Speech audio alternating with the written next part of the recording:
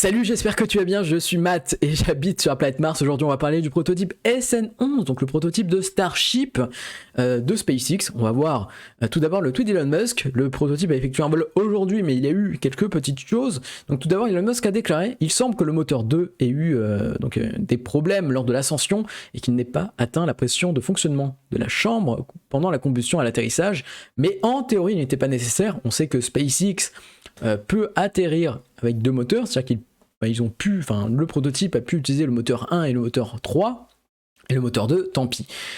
Par contre, des problèmes lors de l'ascension, bon, c'est quand même quelque chose assez dramatique entre guillemets. Par contre, il déclare aussi quelque chose d'important s'est produit peu après le début de la combustion d'atterrissage. Nous devrions savoir ce que c'était une fois que nous pourrons examiner les morceaux plus tard dans la journée, parce qu'effectivement il va falloir que les pompiers de SpaceX interviennent pour sécuriser le site. Il y a forcément quelques petites poches de méthane qui ont dû se former sur le site vraiment sur le site de Boca Chica, ou même autour du parking des employés. Bref, il va falloir inspecter tout cela. Alors, pour revenir vite fait sur ce vol, on a eu une ascension qui a été maîtrisée, mais bon, un moteur a eu quelques petits problèmes, mais ça n'a pas... ils ont réussi à atteindre les 10 km d'altitude, donc voilà. Le belly flop, excusez-moi, a été réussi. On a eu une très belle image de l'intérieur de la jupe lors de ce fameux plat.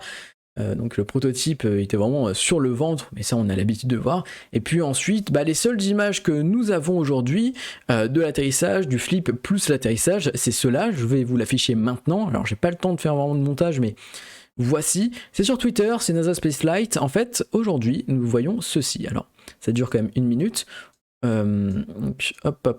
Voilà, on voit quelques débris qui commencent à tomber du ciel. En gros, je vais mettre la séquence entière.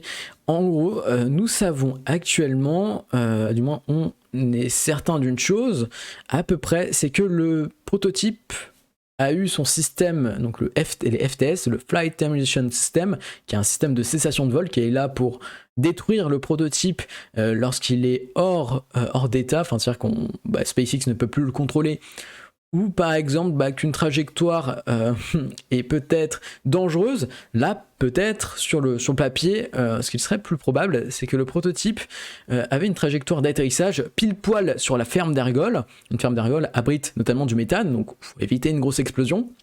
Donc, le système a décidé peut-être d'enclencher le FTS, donc ce Flight Termination System, qui est composé de charges explosives, pour éviter ce crash sur la ferme d'Argol ou à côté, donc une zone potentiellement devait se prendre des débris, sachant que à plusieurs kilomètres, des habitants de Bocachi, des habitants des alentours ont retrouvé des débris de SN11.